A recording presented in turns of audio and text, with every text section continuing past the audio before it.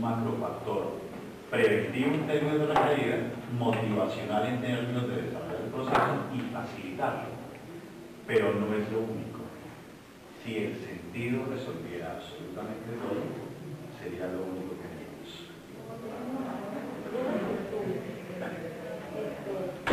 Con respecto a la logoterapia, ¿se piensa que una premisa que todo tenga sentido?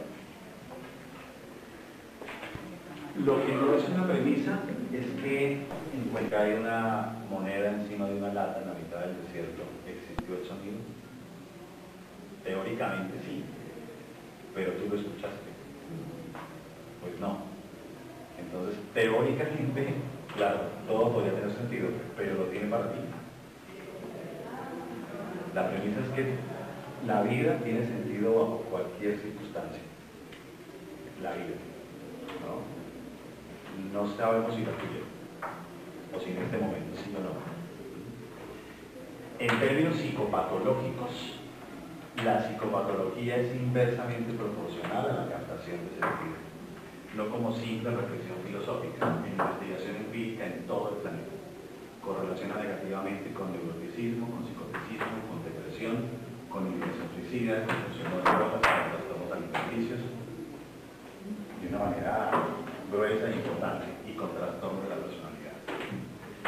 Pero bueno, vamos más allá del sentido, que eso es la idea. Frankl decía que habían dos recursos fundamentales para cualquier psicoterapia.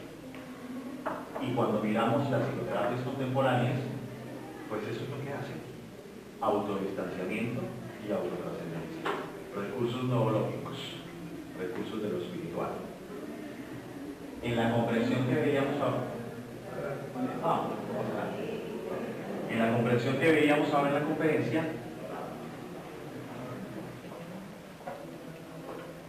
un proceso psicopatológico es un proceso de restricción del autodistanciamiento y de la autotrascendencia, o sea, de la posibilidad de verme y de la posibilidad de verme. Cuando se encuentra uno en consulta una persona seriamente afectada psicológicamente, difícilmente se ve y difícilmente no se ve. Ahora, puede que haya procesos no tan graves en donde más o menos se ve y más o menos se ve. Me explico. ¿Y qué está sintiendo? Y la persona dice que esa persona no es buena. Pero sí, pero de acuerdo, ¿qué está sintiendo? Que deberían echarla de ese lugar. Bueno, emocionalmente, ¿qué te mueve?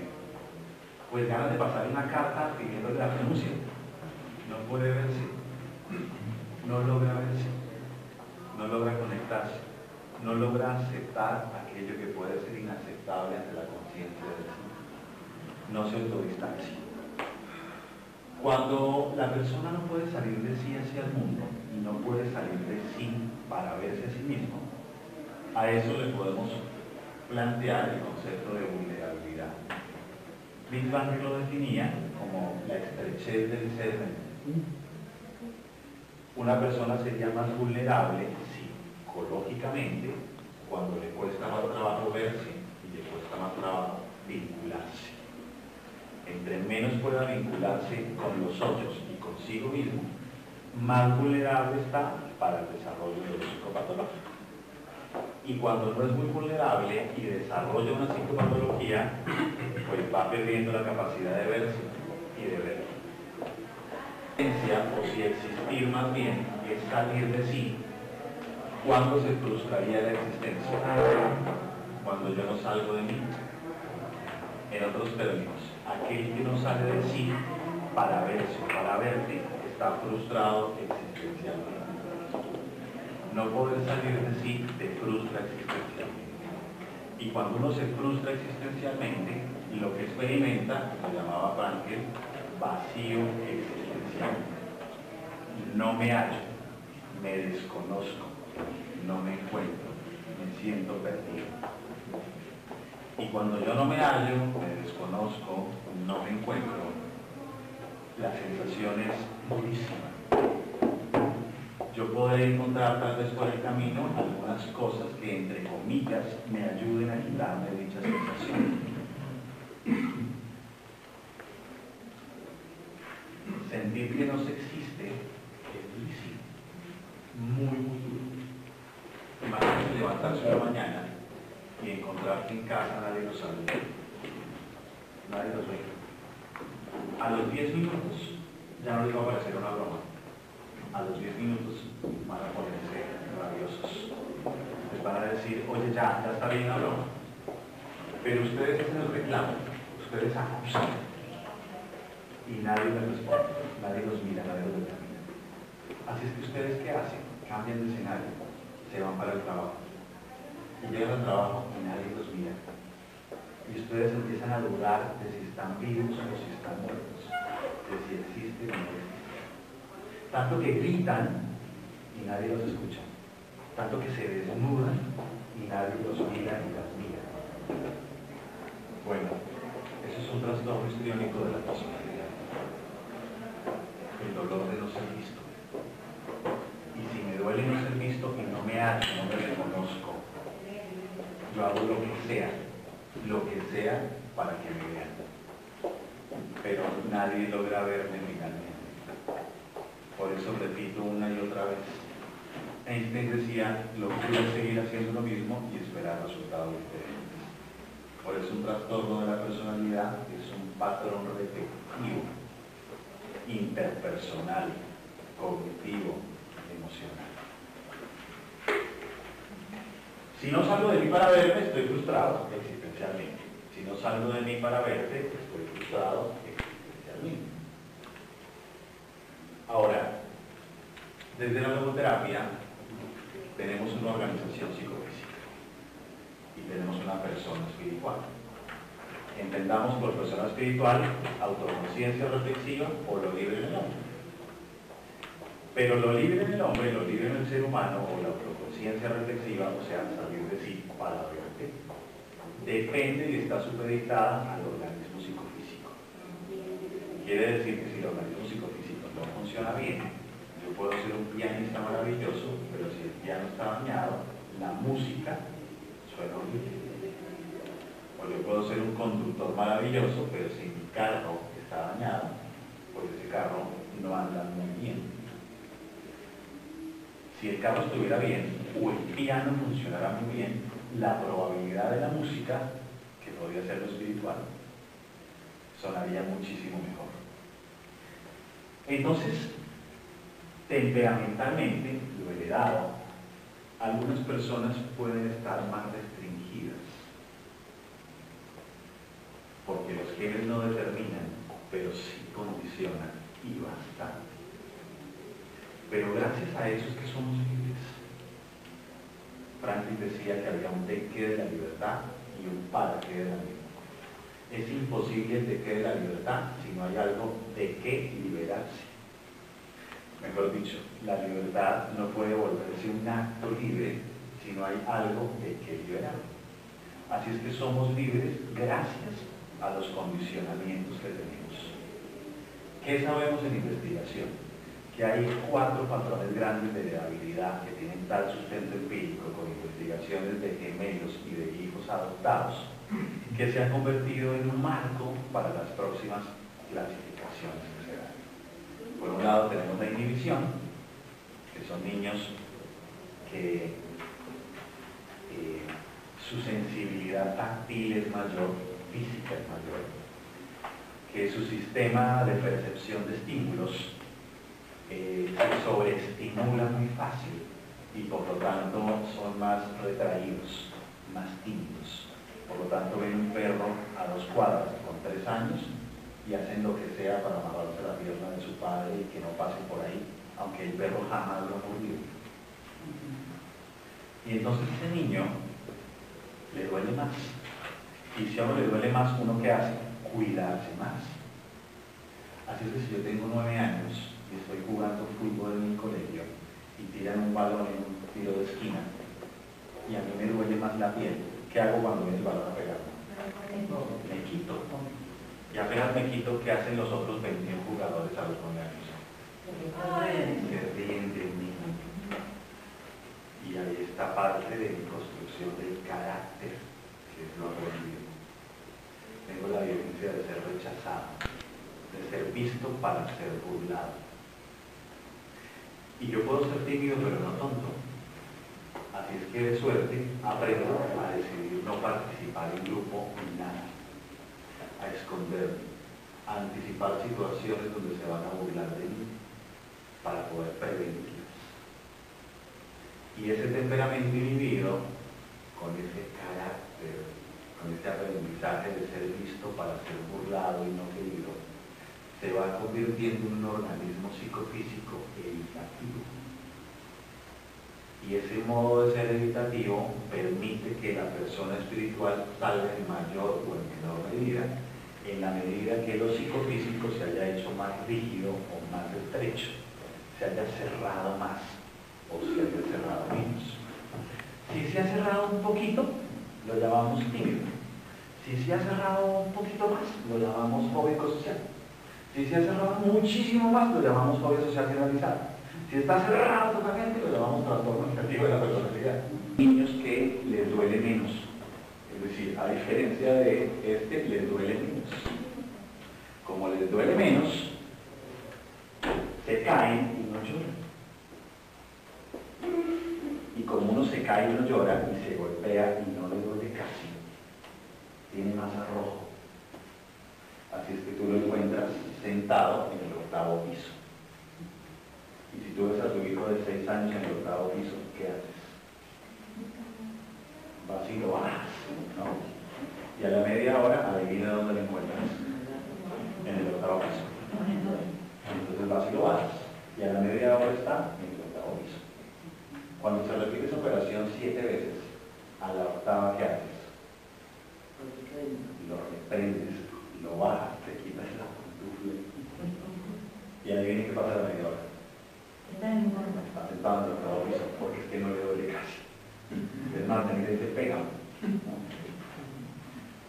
Lo tratas como un ciudadano de segunda clase. Adivinen qué le hacen en el colegio. Lo mismo. No se queda quieto, molesta todo el tiempo. Y el profesor, que es muy amoroso, ya, Pablito, siéntate, dale. A los 10 minutos, Pablito, a los 10 minutos, Pablo, a los 10 minutos te sale del salón. La mamá lo que hizo fue, te llevas a reparto y te quedas encerrado. En todos los escenarios lo tratan como de segunda clase. Y si yo temperamentalmente casi no me duele, tengo mucho arrojo, y he aprendido que me tratan de segunda clase, yo tendría mucha rabia. Querría educarte y demostrarte que soy de primera clase. Este es un modo de ser antisocial. Si está muy afectado por lo psicofísico, lo llamamos psicópata. Si está un poquito menos afectadito, es un trastorno de personalidad antisocial. Si está una botica menos afectadito, lo llamamos sociópata. Y es en degrade, porque toda la vida es un degrade, un modelo dimensional. Tercer elemento de la heredabilidad, la compulsividad.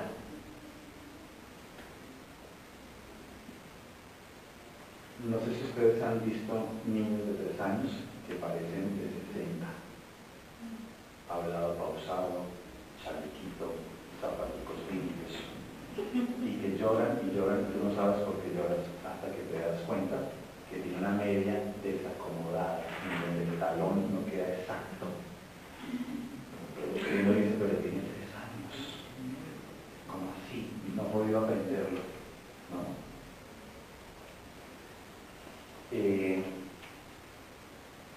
Ustedes imaginan que uno fuese creciendo y por andar tan pendiente de uno mismo se equivocara mucho,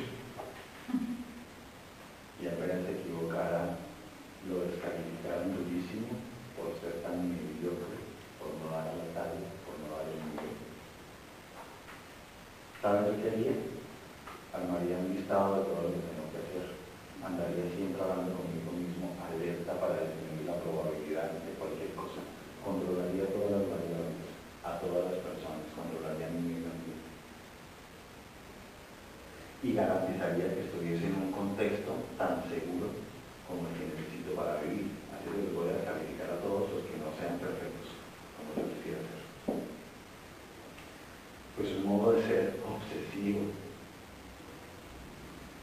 El cuarto ejemplo de habilidad lo llamamos de regulación emocional. Y son estos niños que son capaces de llorar 9 horas seguidas sin parar y decir que saliendo agua. Que no existe para ellos la tristeza, sino la depresión suicida, pero que a la media hora no existe la rabia, sino la ira asesina. Todo el mismo nivel. No bipolaridad, todo el mismo nivel. ¿Y saben algo? Hay tanta emocionalidad interna que no la soporto. Hasta que un día del malestar le pegué un cabezazo a la pared. Y ahora solamente me duele la cabeza, ya no me duele el corazón. Pero el dolor de la cabeza lo controlo yo. Sé la cantidad de dolor que hay. Así es que encontré un día una cuchillita y me puedo cortar. Y cuando me corto, deja de dolerme el alma. Bueno, entonces temperamentalmente yo puedo ser más susceptible porque el medio ambiente responde también a mi modo temperamental. Eso quiere decir que si mi padre, si mi madre en un restaurante a los 7 años me dice, amor, pide, y yo veo que viene el mesero, y yo meto la cabeza en mis hombros y me acuesto al lado de mi mamá porque tengo mucha vergüenza, mucha pena, mi madre, ¿qué se siente invitada a hacer? A pedir por mí, porque lo lógico, natural, es alimentar a un hijo. ¿Y mi padre qué va a sentir? No, rabia. Y me va a decir, mira, no sea bobo. Porque uno como papá no quiere tener hijo hueva. Mira, no sea bobo. Y entonces tengo una madre que hace lo que necesitaría la normalidad, que sería alimentar a su bebé y protegerlo. Y tengo un padre que me descalifica. Lo que les quiero decir es que el medio ambiente se mueve también contigo en esta danza. De suerte que hay una dimensión espiritual. Si no sería terrible. Y podemos tomar distancia, podemos templarnos ante lo genético. O podemos, cuando mi papá me dice, pídanos una hueva. Y yo le digo, bueno, listo, pues pido, pero no me trata así. Y entramos un poquito en conflicto. Pero ya. ¿No? Y construye una historia distinta.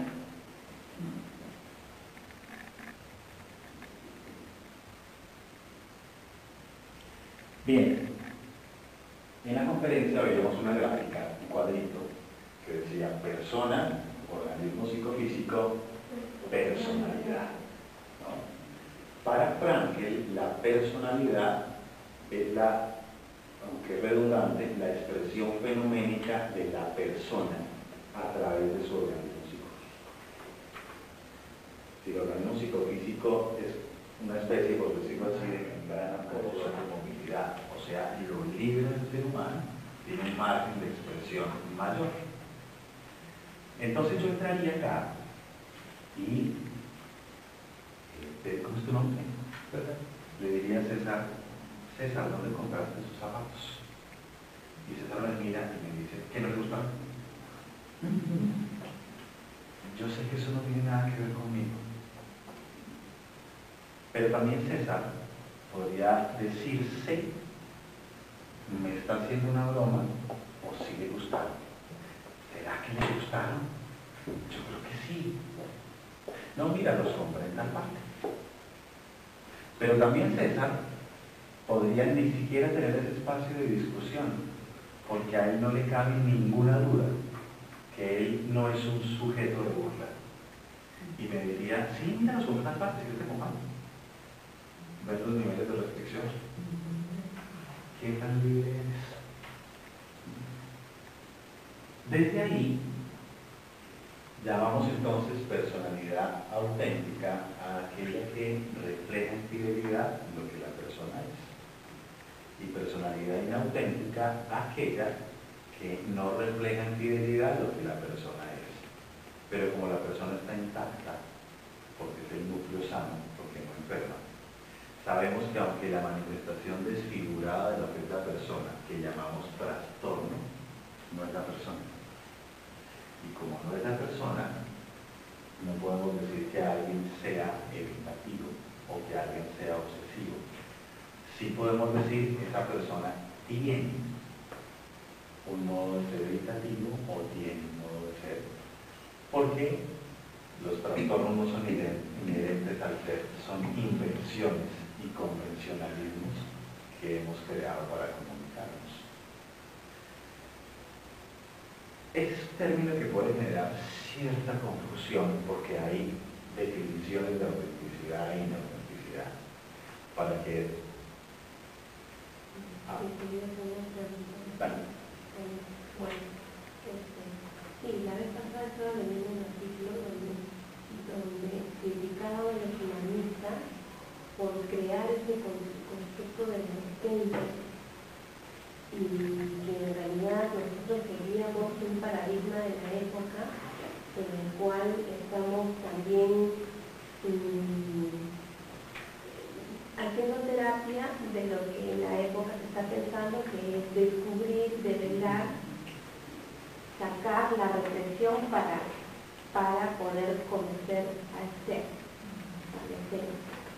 Entonces, eso a mí no me cayó tan bien, ¿no? Porque estábamos comentando de que nosotros ya íbamos con esa idea de que este ser está reprimido o está bloqueado por el neuroticismo o por un modo de ser o un trastorno que no debe hacer su esencia. Bien, vamos a unir todo eso. Lo espiritual, lo que llamamos lo espiritual, no lo llamamos el espíritu, porque la palabra espíritu es un sustantivo, tiene sustancia. Si tiene sustancia, tiene localización. Eso quiere decir que lo espiritual no está en el lóbulo temporal, en el lóbulo parietal, en el lóbulo, no está ahí.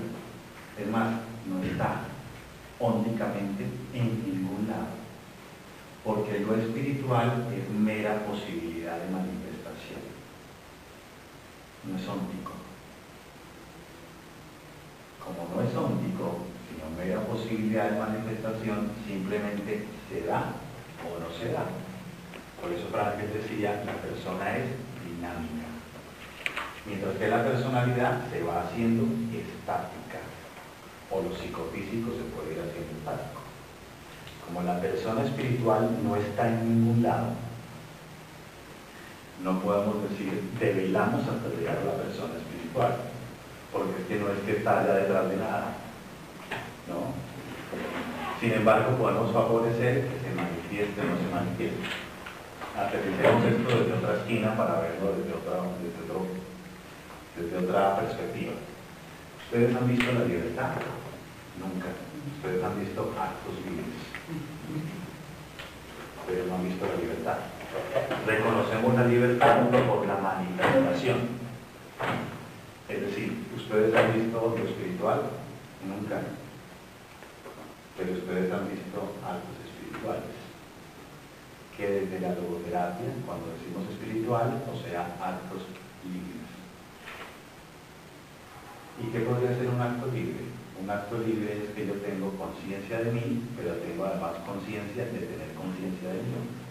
Por eso yo puedo pelearme con mí. Y gracias a que podemos pelearnos con nosotros mismos, podemos hacer dieta.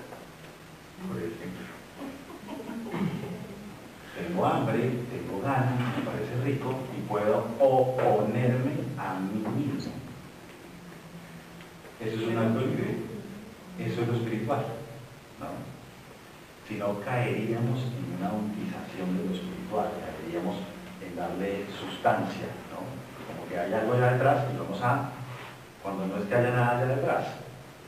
Si ustedes miran los fundamentos fuertes de la epistemología frankiana, que están en el nombre de Oriente, lo que van a encontrar es que Frankel dice cosas como: lo espiritual está presente en todo aquello que es objeto de su pensamiento. Por eso está el estar junto a, o el estar junto a otro. Yo puedo estar junto a la mujer que amo, aunque esté en Colombia. Porque no es un tema óntico, es un tema ontológico. Yo puedo estar junto a mi padre, aunque mi padre haya muerto. pero yo sigo junto a él. Así es que lo espiritual está en todo aquello que es objeto de su pensamiento. Por eso no podemos decir que lo espiritual está adentro, porque el concepto de adentro o afuera es un concepto espacial único, ¿no?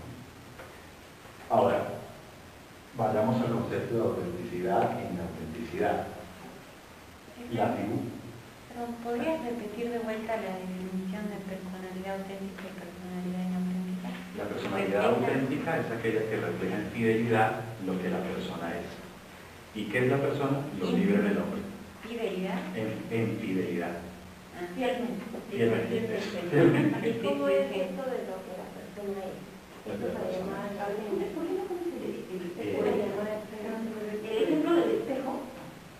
Eso está perfecto. Eso me parece muy bueno. Personalidad auténtica es lo que aparece, lo que se expresa, o sea, lo fenomenológico de la persona.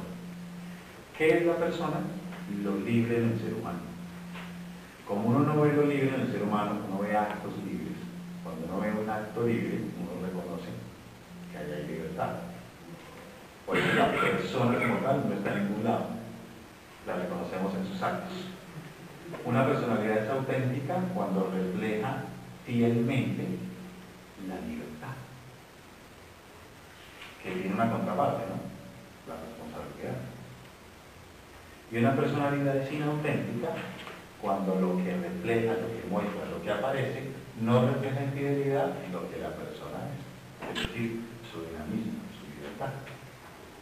Pero como todo es un degradé, no podemos decir auténtica o inauténtica, no. Podemos decir más auténtica, menos auténtica, se va haciendo auténtica, etc. Y lo que la persona es si hablamos de esencia en logoterapia, tendríamos que hablar que la esencia de la persona son las 10 tesis de la persona de Frankel, que las encuentras en el libro de la voluntad del sentido, ¿no? Que casi tendríamos que decir que es la libertad. Bien, Heidegger, digamos que es el famoso de la autenticidad y la no autenticidad. Pero Heidegger era filósofo, no psicoterapeuta. Mejor dicho, para Heidegger conceptos como normal, anormal, sano, enfermo, a él no le importaba eso. Él describía, ¿no? Interpretaba una hermenéutica, pero su interés no era ayudar. Heidegger decía, no. Yo puedo decir algo diferente a lo que estoy pensando. Porque ser auténtico significa ser dueño de sí hasta de lo que callo. Yo soy dueño hasta de lo que callo o hasta de lo que digo. Porque si fuéramos auténticos 100%, tal vez no habría sociedad. Ustedes se imaginan entrar uno al salón, que yo entrara, ¿no? Y viera una mujer que me encantara y le dijera, oye, qué cola la que tienes. Porque si no te lo digo, me siento muy inauténtico. Y le digo al señor que está al lado de ese marido, sabrá disculpar, es por el que yo confieso. Ustedes se imaginan que yo dijera todo lo que pensaran de uno. Sería grandísimo, pero grandísimo. Sobre todo porque a veces hay pensamientos que pareciera que funcionan independientes de uno, ¿no? Entonces, por eso para Heidegger, incluso a veces era deseable ser inauténtico.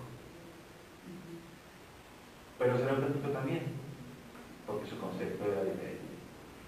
El humanismo norteamericano, no sé si sea cierto, pero de eso lo acusan, tomó el concepto heideggeriano de autenticidad y inautenticidad y lo extrapoló a un tema de congruencia, de ser igual, transparente, totalmente nítido, hablar, pensar, sentir de la misma manera. Pero es que el movimiento norteamericano no era filosófico, era psicológico. Su interés sí era la salud. su interés sí era el bienestar. Ni siquiera la descripción ni la interpretación, su interés era el bienestar, ¿no? La autorrealización. Entonces, no podemos comparar el concepto de autenticidad de la psicología humanista con el concepto de autenticidad de la filosofía existencial hermenéutica de Hegel. Desde esta perspectiva, las dos concepciones entran en parte, porque desde esta perspectiva a nosotros como logoterapeutas sí nos interesa la salud.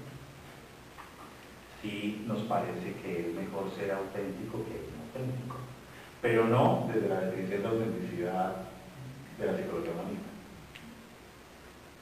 sino desde la definición de Heidegger en términos de hacerse dueño de uno mismo, de poder comprometerse, de participar con el mundo, de asumir la responsabilidad de un proyecto propio. Sí. Pero así me veo. Por eso no me gusta hablar de mis problemas, porque me hacen ver insuficiente. Por eso no lloro en público, porque me hacen ver insuficiente. Por eso nunca acepto un error, porque me hacen ver insuficiente.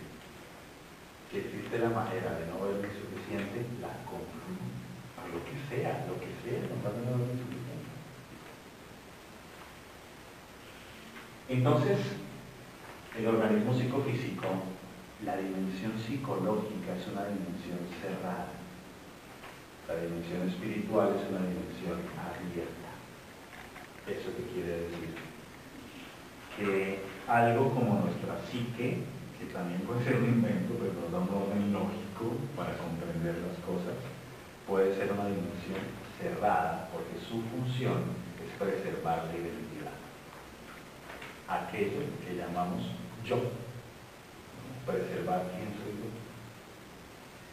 Y si para preservar quién soy yo tengo que cerrarme, pues me cierro. ¿Me explico?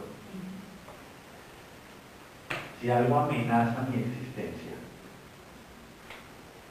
si algo amenaza con aniquilar quién soy yo, pues yo me cierro, porque yo quiero seguir existiendo. Yo le cierro la puerta al Señor que viene a matarme. ¿Por qué lo voy a dejar entrar? Si es que viene a matarme. En otros términos, si yo estoy estudiando y tengo ese modo de ser que mencionamos, me siento insuficiente, he sido visto como insuficiente y me creí el cuento, y tengo una exposición para pasar el semestre, ¿listo? Bueno, en ese contexto de evaluación, siendo yo insuficiente, donde creo que todos me ven así, ¿cómo voy a estar el día anterior? Muy angustiado, muy mal, no voy a dormir. Y tengo que cuidarme de esa experiencia en donde van a aniquilar mi dignidad, donde van a tratarme de insuficiente, me van a borrar, me van a descalificar, voy a errar. Y entonces, ¿qué podría hacer? Estudiar como loco, pero como loco, no dormir, pasar la noche y llegar aquí tenso y pararme aquí y antes de decir algo descalificarlos a todos por si acaso. Un ataque preventivo. Porque que le amenacen a uno su existencia es muy duro, muy duro. Nos cerramos para cuidarnos. Lo psicológico protege la identidad, porque dejar de ser es muy duro, muy duro. Mejor dicho, imagínense que yo tengo 18 años y soy drogadicto, y soy el malo del colegio, y soy la oveja negra de la familia, y soy el mal amigo del barrio, y me rehabilito. Ahora, ¿quién soy? Mejor me callo. Por lo menos sé quién soy, pero por lo menos no. Veámoslo de otra manera. Modo de ser dependiente. Termino por 15ª vez mi relación de pareja. Y salgo feliz de esa casa porque yo mandé a freír espárragos. Feliz, me quito un peso gigante de encima. Pero de pronto llega el temible sábado de la tarde.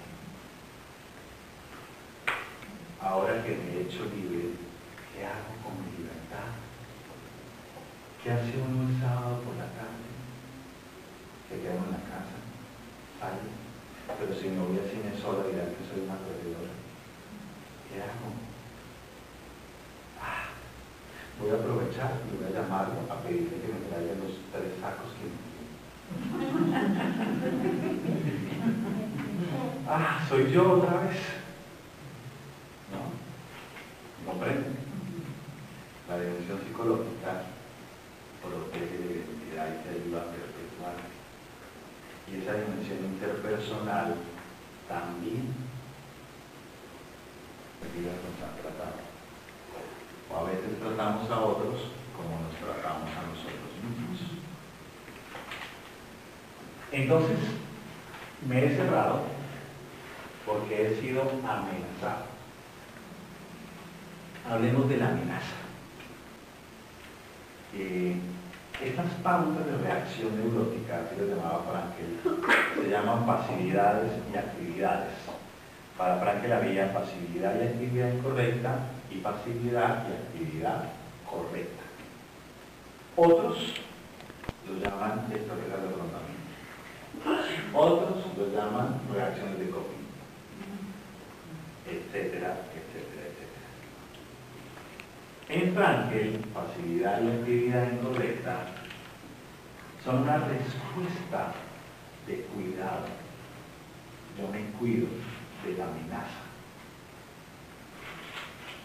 El modo de ser evitativo, ¿de qué se cuida?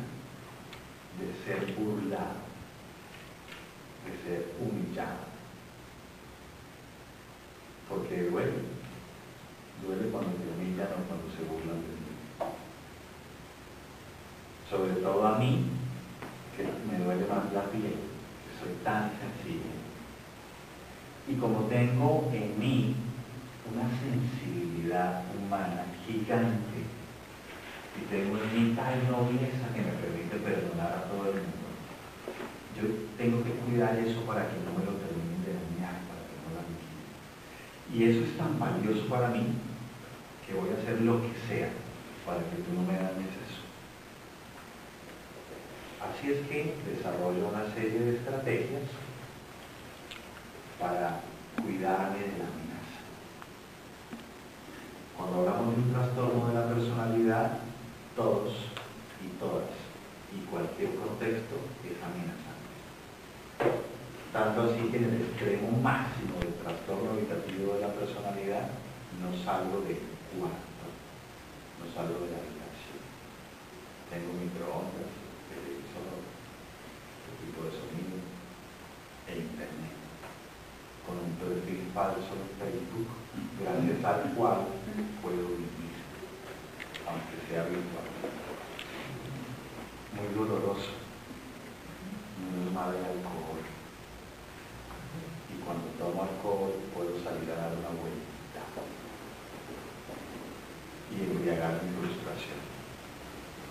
Duro, ¿no? Pasa todo el tiempo, lo que pasa es que no los vemos porque están encerrados en sus casas. Pero de pronto alguno no está tan grave, no está tan cerrado. Y alcanza a salir, si está amenazado, va un poco cerrado, tenso, poco espontáneo. Con los ojos un poco abiertos, porque tal vez. Y te extiende la mano. Y tú, por ejemplo en Colombia, te saluda de beso a todo el mundo. Toma la mano y yo voy a saludar de beso, pero él hace así. Entonces uno muere la mitad. Y adivinen qué siente. Rechazo. Y nada de emoción. Y pasan al consultorio y se sientan. Porque te percibe así, no en cuidado, protegido, cuidado. ¿Y saben qué voy a hacer? Lo que sea para que estés ahí. Por ejemplo, voy a posponer cualquier cosa hasta que te desesperes y te sientas obligado a hacerlo por mí. ¿Me ven? Frankel decía, son fríos, calculadores y maquiavélicos. Son gravísimos. Decía, son medio maldadosos. Yo, después de mucho tiempo, tuve el valor de ir a terminar esa relación a ella. Pero me fue muy difícil porque al llegar allá, me miró a los ojos y me dijo, tengo cáncer. Y yo me sentí una piltrafa humana por querer dejarla en este momento. Después de 2 años descubrí que no tenía cáncer. Y ahora la odio a muerte. Claro que la semana de verano ya tenía duro. Ese es un modo de ser histriónico. No me tocan, no me miran, no te acercan. Si te acercas mucho, no te dejaré ver qué hay adentro, porque no sé qué hay. Me terroriza. Si te alejas mucho, te mostraré algo más para que te acerques. Tenerte ahí. Modo de ser narcisista. ¿Cuál es la amenaza? Ser visto para no ser querido. Al modo de ser histriónico no lo ven para nada, ¿no? Por eso no importa si se burlan, no importa si le golpean, no importa porque por lo menos lo ven. Pero el modo de ser narcisista, su amenaza es ser visto para ser descalificado y limitado. Un poco parecido al evitativo. Sí, tienen la misma raíz, solo que el evitativo aprendió a huir y el narcisista a luchar. Entonces el evitativo ve que lo van a descalificar y se esconde. El narcisista ve que lo van a descalificar y va y le pega. ¿No? Pero tiene ese dolorcito. Así es que pues yo me siento descalificado por ti, o creo que vas a hacerlo. Y cuando uno lo descalifica, uno que siente rabia. Y te ataco. Te voy a atacar. Claro que también puedo evitarme esa situación tan bochornosa y actuar preventivamente todo el tiempo para evitar cualquier posible descalificación. Así es que hablaré de mí todo el tiempo. Diré como, bueno, cuando yo atendí en consulta a Shakira, me vestiré siempre de marca.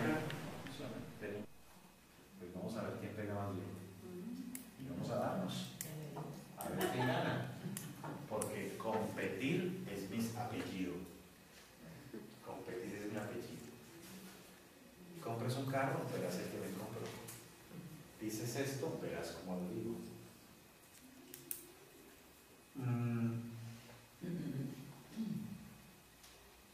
Hacen cosas curiosísimas. Por ejemplo, piden tarjetas de crédito a los bancos únicamente para ver cuánto cupo les dan, a ver en cuánto los valoran. ¿Lo hacen? Claro, claro que sí.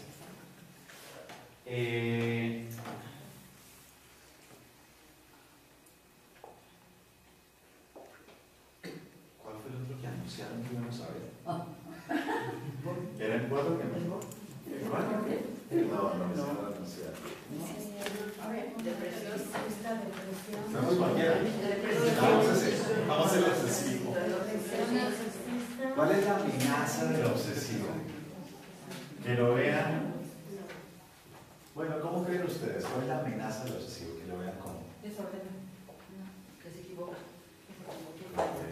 O sea, insuficiente. Que lo vean débil, insuficiente. Porque esa gente vale poco. Y eso. Tienen, su amenaza es ser visto como insuficiente, como no capaz. Y si yo soy visto de esa forma, pues me duele muchísimo. porque yo quiero valer. Que le tienen uno el valor como persona es un dolor tremendo. Así es que yo voy a hacer lo que sea. Por ejemplo, corroborar. Siempre corroborar. ¿Qué? Todo. Voy a corroborar todo. Voy a corroborar que la puerta haya quedado bien cerrada, así sea 3 veces. Porque de pronto al ser el último en salir y dejar la puerta abierta, robaron la casa, así es el que se equivocó. Fui yo. Mejor me devuelvo. Y cuando me subo al carro, me digo a mí mismo, ¿será que cuando fui a ver si estaba cerrada la que hice para abrirla? Mejor voy a ver otra vez. Y eso lo haré con la estufa de gas, con la puerta de... etc. Pero, bueno, no solamente voy a corroborar, también voy a controlar. Te llamaré varias veces a acordarte lo que debes hacer para disminuir el riesgo que se te olvide. Pero además, no soportaría un mundo imperfecto, sería muy riesgoso vivir en un mundo no controlable. Así es que me convertiré en tu educador, te voy a educar. Voy a educar al que quiere pasar el semáforo en amarillo. Así que cuando me pite estando en amarillo, apagar el carro. Para educarlo en la paciencia. Y si se pasa por un lado, voy a alcanzarlo y a cerrarlo. Y a educarlo. Pero a mi secretaria también la voy a educar. Por eso le diré la noche anterior que mande el correo electrónico al señor Suárez. Y al día siguiente a las 7 de la mañana, previa averiguación en donde yo ya sé que no lo envió, mi saludo será el siguiente. Alejandra, ¿qué te respondió el señor Suárez? Para educarla para que aprenda, ¿no? Y así poder tener un mundo más seguro, más confiable, algo que no me falle. Porque cuando la gente me falla, esa gente no sirve. Porque en este mundo solamente hay 2 personas, los que sirven y los que no sirven. Los inteligentes y los brutos, los elegantes y los bochornosos. Es como pensamiento blanco-negro. Totalmente dicotómico, blanco-negro, generalizado. Así es que mientras tú funciones muy bien, pero no merecerás mi reconocimiento, mi calificación ni mi aplauso, porque eso es lo que debe ser. Pero apenas muestres tu humanidad con un pequeño error, caerás en desgracia y serás expulsado de mis afectos por mediocre. ¿Se imaginan vivir con un hombre así? Se referiría a autoestima de hierro, ¿no? ¿Saben yo qué haría? Me podría comer para manejar la ansiedad. Sí. Y entonces ahora que estoy un poquito gordito o gordita, llega este personaje y me mira y adivinen qué me dice. ¿Cómo pasar de kilos, no? Y adivinen yo qué hago. Me voy a comer porque durísimo. Bien, veamos el último y seguimos adelante porque si no, no vamos toda la vuelta. Uy, nos falta otro tema. Bueno, mentiras. Antisocial. Pues me amenaza ser visto como un ciudadano de segunda clase. Y me da tanta rabia que te voy a enseñar que yo soy de primera. Y sabes, al hacer eso, me estoy comportando como alguien de segunda. Es decir, me tratas como un ciudadano de segunda clase, vas a ver, te voy a rayar el carro. Y fruto de rayarte el carro, adivina cómo me tratan. Como de segunda. Así, pues ahora te voy a partir los vidrios. Y por partirte los vidrios, ahora me tratan de de segunda, Ay, de tercera sucesión. Bien. Resulta que como yo no puedo verte, porque si no puedo salir de mí para verte. Por eso, César. Sí. Por eso César me dice que no le gustaron. Y yo sé que no me está viendo. No me está viendo a mí. Él tan solo se cuida. Su dimensión psicológica hace lo que sabe hacer. Cuidarlo. Porque además hay algo tan valioso en él que hay que cuidarlo como de lugar. Así sea agrediendo en público. Hace lo que sabe hacer. Porque si él me viera un poco que sea, por lo menos entraría en discusión consigo mismo y se diría, sigo mismo, ¿será que está tomando el pelo? ¿Será que es una broma? ¿Será que es verdad? Optemos. Y si me viera muchísimo más, ni se le ocurriría que yo me voy a burlar de él, ni se le ocurriría. Porque ¿para qué? No le encontraría sentido a eso. Entonces, resulta que yo no te veo a ti, yo veo a alguien potencialmente burlón, porque como soy un modo de ser evitativo, así filtro el mundo. Yo no te veo a ti, yo veo un posible descalificador que se me quiere poner arriba, que me quiere humillar.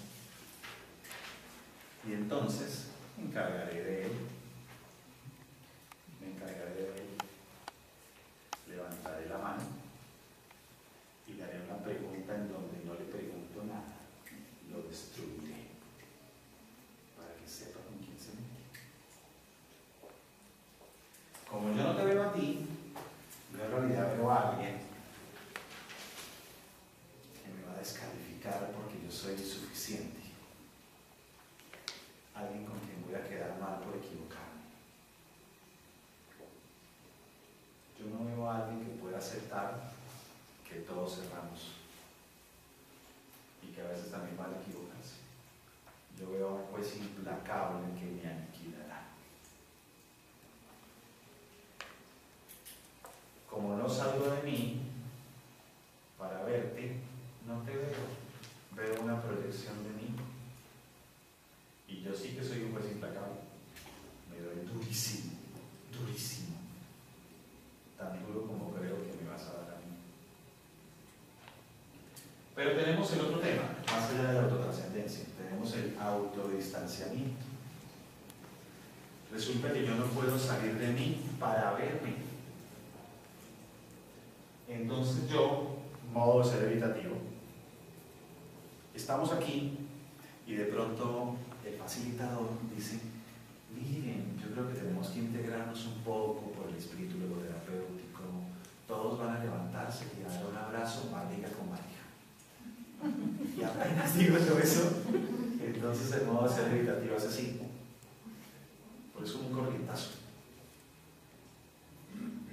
Y entonces va a hacer varias cosas, por ejemplo.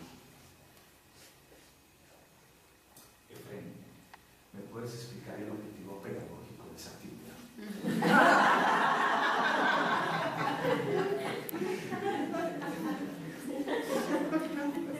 Ustedes se imaginan que esta persona levantara la mano y en lugar de decir eso dijera, Efraín, estoy ahogando, tengo mucho miedo a que me sientan tensos y a que vean que me sudan las manos y que se vayan a burlar de mí.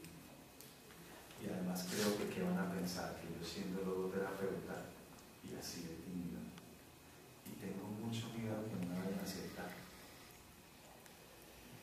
Eso es muy duro decir eso. Pero peor aún, no es duro solamente decirlo, es duro escuchárselo a mí mismo. Es mejor pensar que esa actividad no tiene ningún objetivo pedagógico. Es menos doloroso, pero mucho menos doloroso. Porque salir de mí para verme a veces es muy duro. Modo de ser narcisista. Pues bueno, resulta que ha levantado la mano 9 veces desde que empezó este taller. Y las 9 veces ha dicho lo último que yo he dicho, pero con otros términos, en forma de pregunta. Entonces, por alguna razón, hubo un tema álgido y tú levantaste la mano allá y yo no le di la palabra a él. Acá, entonces no le di la palabra a él, sino dame un segundo. Acabo de declararle la guerra. Yo no sé, yo no sabía que le acababa de declarar la guerra, pero le acabo de declarar la guerra. Entonces, este personaje levantará la mano una y otra vez hasta que le dé la palabra y me mirará y dice: bueno, ¿usted opina que un logoterapeuta no sepa escuchar y no valore la necesidad que alguien tiene de aportar en este mundo de la coexistencia?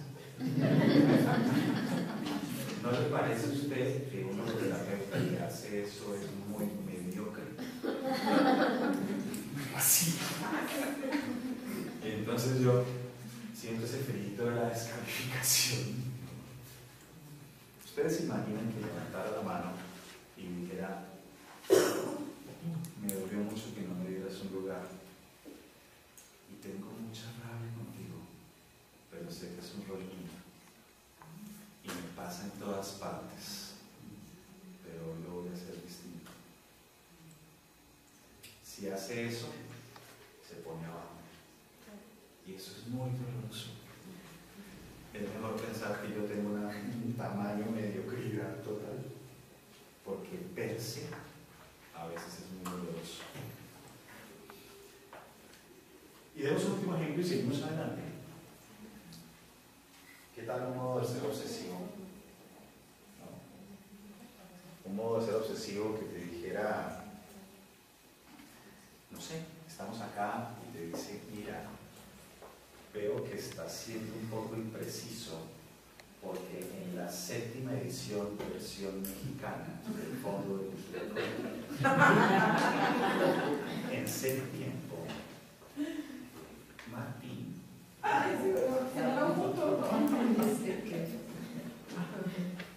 Y yo le digo: esa no me la leí. Y entonces él dice: este no puede aportarme nada. Y se sale y se va. Porque debe haber un poquito de ignorancia. Y eso le parece terrible, inaceptable. Y vaya a hablar con él. Es para él, para él. La CIA, el FBI. Y le dice: pero yo pagué tantos soles para que traigan tal mediocre. Y empezaron a las 8:02 y el taller a las 7:30 y siento robado media hora de tiempo y para 2000 media hora menos y mañana se va a la mierda todo. No. ¿Qué tal que levantara la mano y dijera: mira, es que no sé qué hago uno en casa y me gustaría tener certeza que lo que me dice sí me va a servir para yo hacer mejor las cosas y no hay como ambivalencias, pero eso no pasa en todas partes, tranquilo. Soy yo que no estoy seguro y por eso me he leído en las 7 ediciones. Eso es muy duro. Bueno,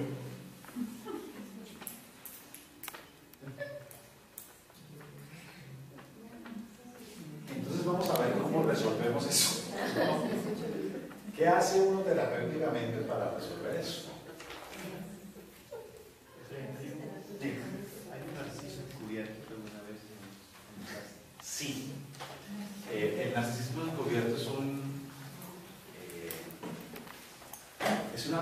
propuesta de varios grupos de investigación que considera que la raíz del evitativo y la raíz del narciso es la misma. ¿La raíz de quién? Del evitativo y del narciso es la misma. Y entonces que hay algunos evitadores que tienen una forma de lucha pasiva, pero que son súper narcisos. A eso les llamamos narcisistas encubiertos. Es decir, el prototipo, entonces uno piensa que es, de entrada uno piensa que es un hombre. No, y dice histriónico, es una mujer. Cosa que es falsa, porque el histriónico masculino es la caricatura del género. Eso uno lo ve con la chapa aquí, las botas de mero macho, la camisa llega hasta acá, con pelo pintado. El mero machote, ese es el histriónico masculino. Y la mujer, pues la caricatura femenina. Entonces uno piensa en el narcisismo como hombre, pedante, metrosexual, ese concepto que existe en Perú, metrosexual, alto, descalificador, refinado, impecable, ¿no? Uno no se imagina que pueda haber alguien medio escondido, calladito y que sea un narciso. A ese lo llamamos narcisista encubierto, que parece evitador, pero es bastante narciso, ¿no? Bueno, un modelito de 3 etapas para el abordaje de los trastornos de la personalidad. Una pregunta. Sí. ¿Y el trastorno de personalidad borderline tenemos una definición? Por la misma razón del esquizoide, se me olvidó. No, pensé que era porque de repente lo habías mezclado entre dos, así que no lo veía acá. Pero sí lo considera como... Claro. Miren, además, yo casi digo, ¿cómo será que casi digo lo peor que le puede pasar a uno? Es que le llegue. Es duro ser visto como un objeto a ser utilizado y desechado. Qué doloroso. La amenaza del border. Por eso, si te acercas mucho, tienes que manifestar una incondicionalidad total, porque si veo la mínima muestra de ambivalencia, me va a dar rabia y te voy a gritar, pero después me va a dar culpa y te va a pedir perdón, pero después me va a entristecer por lo que hice. Todo eso en 20 minutos. Es duro, pero además tengo un temperamento desregulado, ese que llora 8 horas seguidas, ¿no? Ese que puede no tener rabia sino ir asesina, pero no tiene el degradé, porque el degradé es así: 0 por efectos pedagógicos, 0 tranquilidad, 10 intranquilidad, 20 molestia, 30 rabiecita, 40 rabia, 60 ira, 80 deseo de homicidio, 100 aniquilación total a toda su familia y hasta su mascota. Bueno, ese degradé no existe. Me mires un poco mal o me grites, igual subiré al cielo. Y si me pones a hablar de eso, me voy a empeorar, ¿no? Así es que siempre hablar urgente. Cada semana te traeré un escándalo urgente. Me miró, no me miró, me estrelló, el señor del carro, y este de frente, y este. Y después de un año no habrás podido ayudarme, porque siempre hay alguien. Con la tristeza pasa igual. 0 tristeza, 0 tranquilidad, 10 intranquilidad, 20 leve nostalgia, 30 sentimiento de bohemia constante, 40 tristeza, 60 desazón existencial, 70 malparidez cósmica, 80 depresión, 100 suicidio 3 veces. Y pasan así, ¡pum! Y todo rápido. Pero, menos mal que encontré las drogas. paz. Uy, sí, qué alivio. Qué alivio, porque yo con esa rabia tan terrible y me fumo ese porro y se me olvida. O yo tan triste y me invento ese pase de coca y como que me pasa. Claro que en mi caso no encontré las drogas, aprendí a cortarme, aprendí a pegarme, aprendí a mutilarme. O aprendí a tener harto sexo con cualquiera. Cualquier descarga me va a funcionar igual. O todas las anteriores, no, me corto, me drogo. Bien, vamos con el tratamiento. El tratamiento es diferente en cada modo de ser, obviamente. Así es que les voy a dar un marco general desde los planteamientos que estoy haciendo, los 12 puntos básicos del tratamiento. Sí o sí. Que cada punto sea diferente, sí, pero el marco, ¿no? Para empezar, como es un modelo dimensional, en donde lo que marca la dimensionalidad es qué tan libre soy, vamos a hablar desde un nivel de restricción alto, o sea, trastorno de libro, no, trastorno. De ahí para abajo son los mismos 12 puntos, pero más fácil, ¿no? Lo mismo en tiempo. La logoterapia es un abordaje breve. Difícilmente alguien va a 8 años a logoterapia. Difícilmente. Pero en un trastorno de la personalidad, calculen de 2 a 4 años para que vean resultados. ¿No? Si ven resultados en 2 meses, eso no era un trastorno de la personalidad. Primera etapa, 6 puntos. Los 6 puntos no son en orden. Vamos a hablar de 6 cosas importantes, pero no son en orden necesariamente, son simultáneas. Algunas pueden ser más viables al principio de la primera etapa y otras más viables al final, pero no necesariamente en orden. Primer elemento, el encuadre.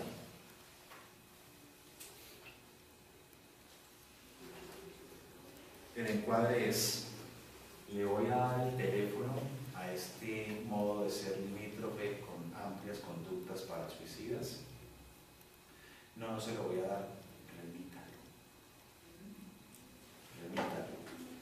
Porque este tipo de casos necesita de cierto tipo de terapeutas con ciertos tipos de compromisos, porque eso se mata, eso se mata. Y el teléfono les puede salvar la vida. No, pero es que yo no voy a contestar a las 12 de la noche. Y no pasa nada. Uno a veces se siente mal por remitir un paciente. Dice, no, soy mal terapeuta. Como, no. Uno no tiene por qué saber de todo, ¿no? Y hay grupos especializados en eso. Y funcionan de esa manera. Y cobran de esa manera. También, por supuesto. Mejor dicho, salir adelante de un modo de ser limítrofe, salir uno adelante, requiere de atenciones muy fuertes, psicológicas, psiquiátricas, incluso de trabajo social, incluso a nivel familiar. Que un terapeuta diga, yo lo veo 45 minutos, una vez cada 10 días, les está diciendo mentiras, o no es un modo de ser limítrofe. Pero el encuadre implica esa toma de decisiones. Implica que este modo de ser narcisista llega faltando 20 minutos para que se acabe la cita y quiere que lo atienda a la hora completa por ser él quien es. ¿Lo atiendo o no lo atiendo? ¿Le cobro o no le cobro? El encuadre significa el encuadre propio también. ¿Qué quiere decir eso? Que tras una reflexión de corazón acepto que siempre que necesito tiempo para mí, le cancelo la cita al dependiente. ¡Qué tristeza! ¿No? ¿A quién le cancela uno? Al editador y al dependiente. Porque uno llama al dependiente y dice, no, no te preocupes, Carla, nos vemos la semana entrante. Pero ¿por qué no llama al narcisista? A ver, ¿no? Y a ver si no te puedo atender, a ver qué pasa. Aceptar de corazón que el encuadre es para ambas partes. El encuadre no es saber cómo te pongo las condiciones de mi juego, no, cómo nos las ponemos. Porque te voy a dar a ti un trato diferente en términos de respeto de ciertas cosas, porque diferente pues es a todos, obviamente, ¿no? El lenguaje implica los costos, la duración, los mecanismos de comunicación, etc. Como estamos hablando de un problema muy grave, o sea, muy grave es que estos son prototipos teóricos. En la vida real tenemos un modo de ser histriónico, limítrofe, un modo de ser evitativo, obsesivo, ¿no?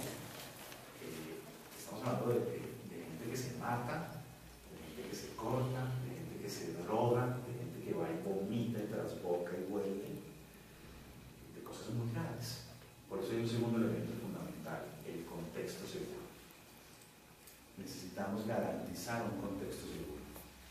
Es decir, ¿cuáles son las redes de apoyo con las que cuenta la persona? ¿Vive sola?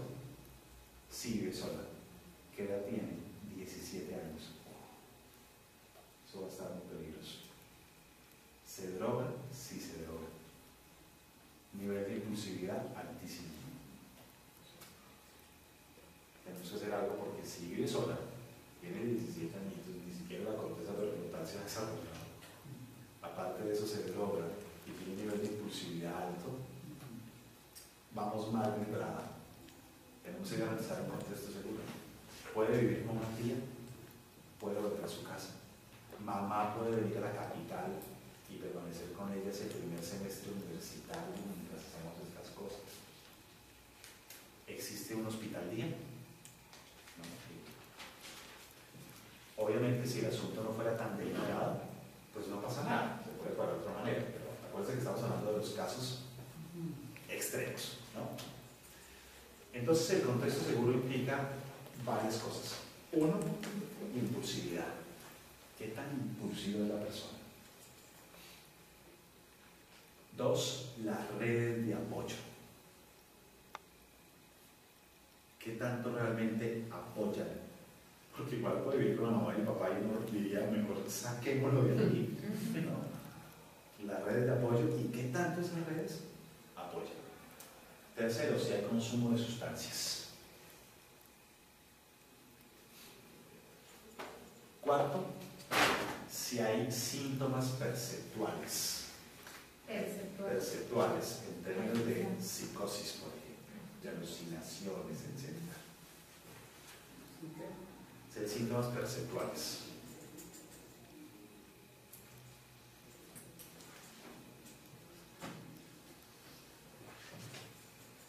El contexto seguro te implica tomar decisiones. Puede ser que aunque no quieras, que aunque filosóficamente no estés de acuerdo, haya que medicarlo. Amarrarlo medicamentosamente hasta que podamos hacer algunas cosas y después se le quitan los medicamentos, por supuesto, pero digamos que aunque filosóficamente no estés de acuerdo, entre medicarlo y la vida, medicarlo, por supuesto. Ahora, si filosóficamente estás de acuerdo, hay medicamentos casi impuestos, probablemente sepan que vieron necesarios. Bien. Tercero, evaluación y diagnóstico. La evaluación y diagnóstico de la logoterapia cuenta hoy en día con herramientas sólidas de las que no disponíamos hace algunos años. Algunas las hemos desarrollado nosotros en la Sociedad para el Avance de la Psicoterapia Centrada en el Sentido y otras ya existen en otras partes. ¿Qué tenemos a nivel de evaluación y diagnóstico? Hoy tenemos pruebas diagnósticas, pero no solamente tenemos las pruebas que evalúan sentido, que eran casi las únicas que había. Nosotros desarrollamos la escala de recursos neurológicos, que mide autodistanciamiento y autotrascendencia, en orden a 6 cosas: capacidad para verse a sí mismo y aceptarse, capacidad para autorregularse y capacidad para verse diferente en el tiempo. Del autotrascendente, eso es un autodistanciamiento. Del autotrascendencia, capacidad para verse y aceptarse, capacidad para autorregularse y capacidad para verte diferente en el tiempo. En cuanto a la autotrascendencia, capacidad para reconocer la mente del otro como una mente independiente a la mente propia. Es decir, capacidad de aceptar que el otro puede pensar o sentir diferente que yo, que el otro no soy yo, mejor dicho, porque si no, ¿cómo nos encontramos si el otro no es otro? ¿No? Capacidad de afectación, que tanto vibro o me dejo tocar por los valores y el sentido. Y sexto, capacidad de entrega, que tanto me da una tarea, me da una misión, que tanto tengo algo por qué vivir, por qué luchar. Por eso, en la sociedad, en SAPS, para nosotros la pregunta en este momento no es ¿qué tan obsesivo soy? Nuestra pregunta es ¿qué tanto me puedo autorregular? Porque el obsesivo vive regulándose, pero no autorregulándose. No regula su exceso de regulación. Por ejemplo, mi pregunta en el narcisismo puede ser ¿qué tanto me autocomprendo? ¿Qué tanto me veo a mí mismo? ¿O siempre la culpa es del otro? Mi pregunta en modo de ser obsesivo también es ¿qué tanta diferenciación hay? O sigo terco, y no acepto que el otro piense diferente. Y desde ahí se pueden organizar procesos de intervención desde lo sano, sin desconocer lo problemático. Pero eso no quiere decir que un logoterapeuta no pueda utilizar el inventario multiaxial de Milon, o que no pueda utilizar la escala de autoestima de Rosenberg, los inventarios de ansiedad de están, son recursos que se pueden utilizar, por supuesto. Y hoy contamos, en términos no de evaluación, sino de diagnósticos, con procesos de formulación de caso. Formulamos casos. Tenemos una estructura de 10 pasos, a través de los cuales se formulan los casos y se presentan. Y se diseñan los planes de tratamiento. Eso es duro para algunas personas, escuchar un concepto de formulación de caso. Y en algunos congresos, alguien se ha levantado y me ha dicho, ¿usted cómo puede decir que en logoterapia formulamos casos? Y yo le he dicho, mira, lea Frankel, está lleno de casuística, es más, la numera, caso 1, caso 2, caso 3. Comprendo que te moleste la palabra, a mí ni siquiera me importa esa palabra, comprendo que te disguste, porque me estás hablando no desde una perspectiva logoterapéutica, me estás hablando desde una perspectiva humanista de tal forma o existencialista de tal. Porque dentro del paraguas de lo existencial hay enfoques en donde lo psicopatológico existe, como Winsbanger, como Voss, como Frankel, como Lange, y hay enfoques donde lo psicopatológico no existe, como los ingleses, Spinelli, Emi. Pero tenemos puntos en común.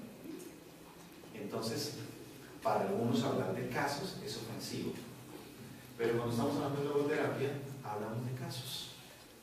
¿No? Claro, obviamente uno puede ser logoterapeuta y llamarlo de otra manera, formulaciones biográficas, o como se sientan más cómodos. El caso es que tenemos 10 puntos para formular una comprensión del otro y diseñar un plan de tratamiento que dé ciertas guías con la flexibilidad suficiente para cambiar lo que haya que cambiar cuando haya que cambiar. Nosotros gastamos de 5 a 8 sesiones para formular un caso. Depende de qué tan cerrada esté la persona para verse y para verse. Cuarto, motivación para el cambio. El para qué de la libertad. Hablábamos del de qué de la libertad hace un momento, pero hay un para qué de la libertad. Y el para qué de la libertad es el sentido. Mejor dicho, imagínense un modo de ser histriónico que le funcionan sus estrategias. Porque si hay alguien que le funciona, ese es el modo de ser. Le funcionan tanto, que casi que toca pedirles que renuncien voluntariamente a sus estrategias. Porque es que pueden la amenaza de suicidio, la amenaza de la amenaza constante, la queja constante, les funciona, hace que la gente gira a su alrededor y los mire, ¿no? ¿Yo por qué voy a renunciar a una estrategia que me funciona por lo menos momentáneamente? ser narcisista. ¿Por qué voy a dejar la cocaína? A ver, si me la meto y a los 3 minutos subo al Olimpo, permanezco media hora en el Olimpo con todos mis amigos y a la media hora me convierto en cucaracha de nuevo. ¿Y cómo lo arreglo? Con otra línea de coca. ¿Por qué voy a renunciar si es que me funciona? Es media hora exacta de ser lo que quiero ser. O, ¿por qué me pides que renuncie al whisky? Si es que gracias al whisky puedo hablarte, puedo ser, puedo bailar contigo, puedo tocarte. Sin eso no existo. Bueno, tiene que estar muy motivado, pero muy motivado. Y la motivación no parte del de qué de la libertad. Yo muchas veces llevo a terapia y sé de qué me quiero liberar. Lo que no sé es para qué. ¿De qué me quiero liberar? De los ataques de pánico. Ok, ¿quieres liberarte de esa angustia ahora que te dejaron, te terminó tu pareja? Y quieres liberarte de eso. ¿Pero para qué? Ni idea.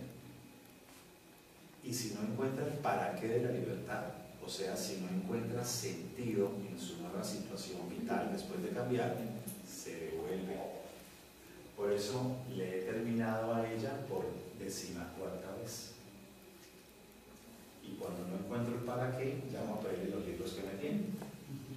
Y vuelve la cosa. O mejor aún, yo soy obsesivo y voy a terapia. Y cambio, pedí una licencia y me metí a terapia. Hice un proceso intensivo de 3 meses y ahí cambié un poco. Yo antes llegaba a la oficina a las 7 de la mañana y me iba a las 8 de la noche. Y todo era perfecto porque además yo funcionaba como USB externo de todos mis compañeros de trabajo. Sabía cuando me hacían años, a quién había que festejarlo, me había echado todo encima. Y ahora, ante todos, yo era responsable de un montón de cosas que jamás eran mis funciones. Y entonces, resulta que llego después y empiezo a llegar a las 8 de la mañana y a irme a las 5 de la tarde. Y me dice mi jefe a los 3 días, oye, te sentó muy mal esa licencia, estás muy mediocre. Y yo lo había cambiado y me meten el dedo en la herida de nuevo. Y al otro día llego a las 7:30, media horita antes. Y me dice mi jefe, mira, dejaste trabajo inconcluso ayer. Tu cargo ya no está siendo suficiente. Y me mete el dedo en ese dedo. Si yo no encuentro sentido en el cuidarme diferente, en el tener más espacios con familia, en tener en esta situación nueva vital, ¿qué hago? Pues de 7 a 8 de la noche nuevamente y ya, me recaigo. Entonces la motivación para el cambio es el 4º elemento y atraviesa todo el proceso, el para qué de la libertad. 5, consolidación de la relación terapéutica. Pues no hay nada que hacer si la relación terapéutica no se consolida. El tema está tan trillado, lo hemos visto tanto que pasemos al 6º punto. 6º punto, reducción de síntomas. En los trastornos de la personalidad, yo no voy a psicoterapia por un trastorno de personalidad. Yo voy a psicoterapia por los síntomas que tengo. Doctor, no estoy durmiendo. Doctor, tengo una arritmia cardíaca. Estoy deprimido. Tengo un montón de hongos en toda la piel. Tengo... etc. Y, pues por supuesto que hay que reducir los síntomas, pero también es nuestro deber mostrar todo el mapa. Que la persona pueda verse un poco. Porque la primera vez consulté por ataques de pánico, la segunda vez consulté porque tenía una fobia social, la tercera vez consulté porque tenía unos rituales extraños y si no le pegaba 3 golpes a la puerta antes de salir pensaba que mi mamá se iba a morir. Es la misma cosa, el mismo espectro ansioso con diferentes camisas. Y es nuestro deber mostrar un mapa que le ayude a la persona a comprenderse mejor y tomar las decisiones. Porque también puede que no quiera trabajar más, por supuesto. Pero además, porque es muy importante que no abandone el proceso, la adherencia al proceso. Si yo sé que me voy a hacer más independiente de mí aquí contigo, mejor me voy porque en este modo de ser dependiente, eso es lo que más temo. Esa es nuestra primera etapa. La segunda etapa implica que la relación terapéutica está instaurada, estoy motivado para cambiar, sabemos qué es lo que hay que trabajar y ahora vamos a trabajarlo. 3 elementos de la segunda etapa. Primero, el cambio de la pasividad de actividad incorrecta por pasividad de actividad correcta, o el cambio de estrategia de afrontamiento, o el cambio de las respuestas que doy ante aquello que me pasa.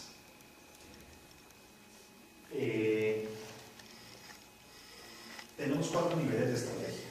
Y vamos muy mal, pero vamos a acelerar un poquito y en 10 minutos terminamos. Tenemos 4 niveles de estrategias. Primer nivel, los más arcaicos. Las estrategias que cambian mi sensación corporal en el mundo de inmediato. Por ejemplo, cortarme. Por ejemplo, consumir drogas. Por ejemplo, vomitar. Les doy un ejemplo para aterrizar rápido lo que significa una estrategia de primer nivel. Resulta que llegas a tu casa y encuentras a tu pareja acostada en la cama con otra persona. ¿Listo? Apenas encuentras eso, ¿qué vas a sentir? Que las piernas no te sostienen. ¿Cómo que te vas a caer? Y te van a dar ganas de ir al baño ¿a qué? A vomitar. Y una vez vomitas, ¿cómo te sientes? Un poquito mejor. Se distensiona. Las estrategias de primer nivel son la manifestación de la voluntad de placer, distensionar el malestar psicofísico. ¿No? Pero tenemos de segundo nivel. Las de segundo nivel que buscan lo mismo que las de primer nivel, pero son más elaboradas y más elegantes. ¿Qué hace el obsesivo? Controlar. ¿Qué hace el narcisista? Descalificar. ¿Qué hace el dependiente? Buscar aprobación. Estrategias más refinadas. Bueno, aquí vamos a cambiar esas estrategias de primer nivel y de segundo nivel por estrategias de tercer nivel. ¿Qué es tercer nivel? En lugar de regularme, voy a autorregularme. Es decir, en lugar de lavarme 10 veces las manos, voy a hacer el concurso del que más bacterias tenga y a descubrir mágicamente que mamá no murió por no lavarme las manos. Intuición paradójica. Eso es cambiar estrategias de primer y segundo nivel por tercer nivel. Segundo punto de la segunda etapa, resignificación del mundo vivencial. ¿Eso qué quiere decir? Que la voluntad de placer no me gobierne. Aumentar mi soportabilidad ante el displacer. Porque en un trastorno de personalidad lo que tenemos es insoportitis crónica. Insoportitis. Yo no soporto el malestar psicofísico y necesito entonces quitármelo, distensionarlo. ¿Qué significa esto? Aumentar la soportabilidad, resignificar las vivencias, encontrar que por lo menos hay un ser humano que no se burla de mí, aunque me pregunte por los zapatos cada vez que vengo. Luego, si hay un ser humano que no se burle de mí, de pronto hay otro. Y ahora con él vamos al restaurante y hacemos ejercicios. Y descubro que hay otro que es mesero que no se burla de mí. Y ahora me puse ejercicios que hago en la universidad. Y allá descubro que unos sí se burlan y otros no. Y el mundo es más seguro, cuando ya no todos están para burlarse de mí. Resignificación del mundo vivencial. Tercer elemento de la segunda etapa, mantenimiento y uso de la relación terapéutica. Acá la cosa se pone dura para el terapeuta. No alcanzamos a verlo, pero en otros términos va de la siguiente manera. Yo como terapeuta miro al consultante con ese modo de ser bien narciso y le digo, ¿sabes? Tenía mucho miedo de que llegaras, porque hoy tengo que terminar la sesión 5 minutos antes porque tengo una cita médica y estaba pensando cómo te lo voy a decir porque sé que te vas a poner bravo, pero lo que me hacía pensar es que, como hemos hablado, tenía el mismo miedo que tienen tus hijos, que no son capaces de decirte cómo van en el colegio. Y me pregunto cuánta otra gente experimenta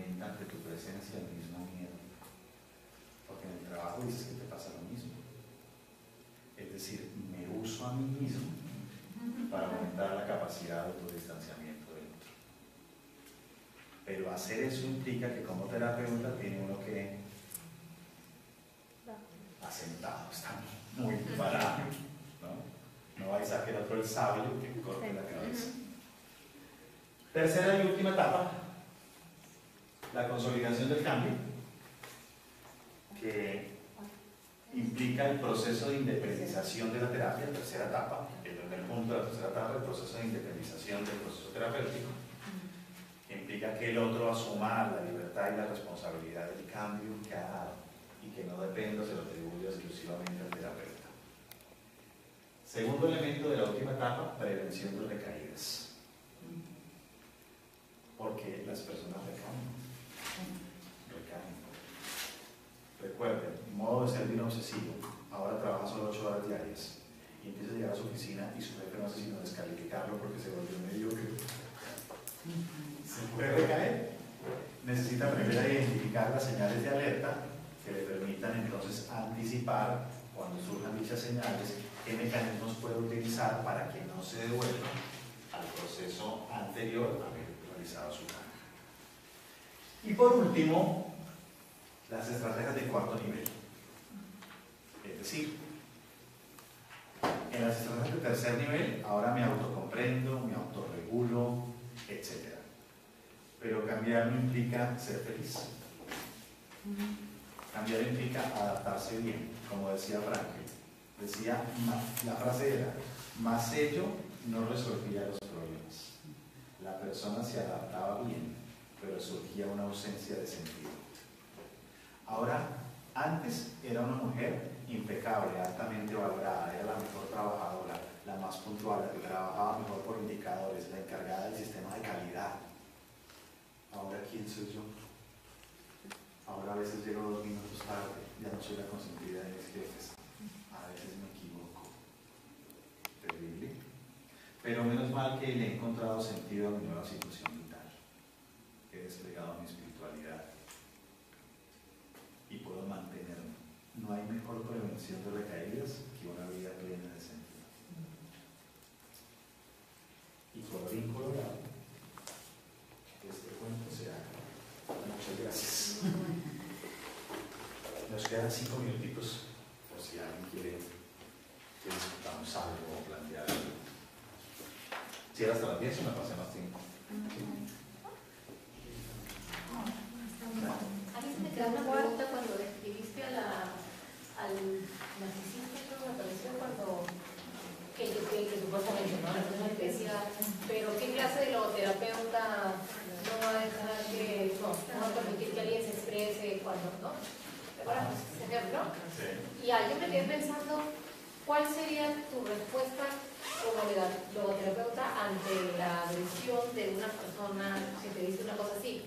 O sea, es decir, contestarle algo como, o sea, ¿te dolió que no te dijera a ti? ¿O es esquivarlo? ¿O es, ok, gracias?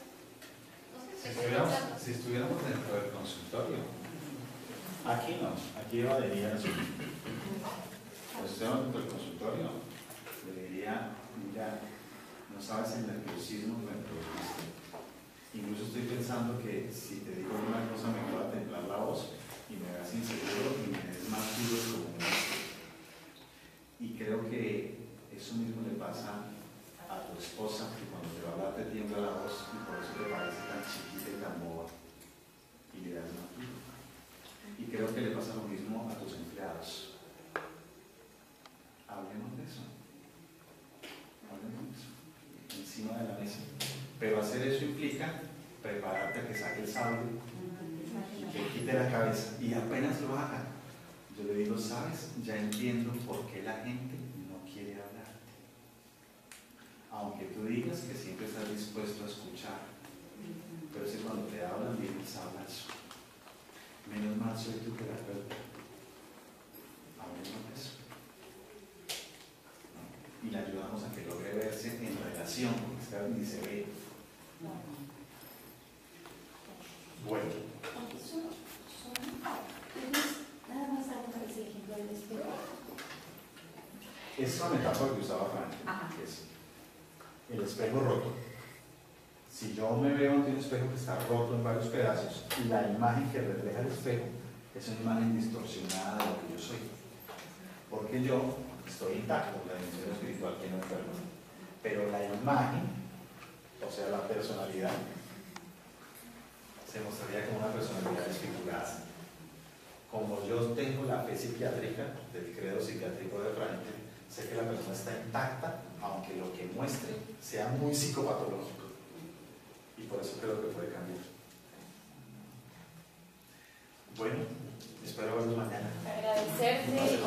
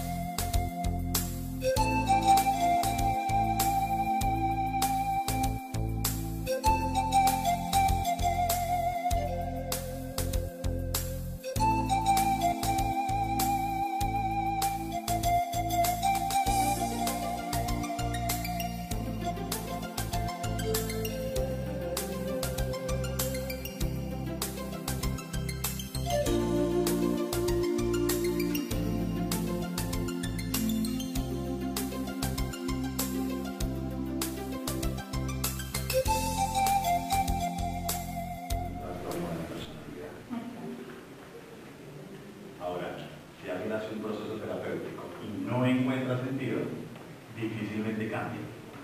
Es decir, es un macrofactor preventivo en términos de la caída, motivacional en términos de desarrollar el proceso y facilitarlo, pero no es lo único.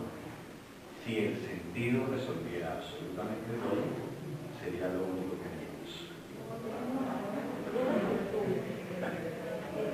Con respecto a la logoterapia, ¿se piensa una premisa que todo tenga sentido? Lo que no es una premisa es que encuentra hay una moneda encima de una lata en la mitad del desierto. ¿Existió el sonido? Teóricamente sí, pero tú lo escuchaste. Pues no. Entonces, teóricamente, claro, todo podría tener sentido, pero lo tiene para ti. La premisa es que la vida tiene sentido bajo cualquier circunstancia. La vida, ¿no? No sabemos si la tuya, o si en este momento, sí o no. En términos psicopatológicos, la psicopatología es inversamente proporcional a la captación de sentido, no como simple reflexión filosófica, en investigación empírica en todo el planeta. Correlaciona negativamente con neuroticismo, con psicoticismo, con depresión, con ideación suicida, con consumo de drogas, con trastornos alimenticios, de una manera gruesa e importante, y con trastornos de la personalidad. Pero bueno, vamos más allá del sentido, que eso es la idea. Frankl decía que habían dos recursos fundamentales para cualquier psicoterapia. Y cuando miramos las psicoterapias contemporáneas, pues eso es lo que hacen: autodistanciamiento y autotrascendencia. Recursos neurológicos, recursos de lo espiritual. En la comprensión que veíamos ahora, en la comprensión que veíamos ahora en la conferencia,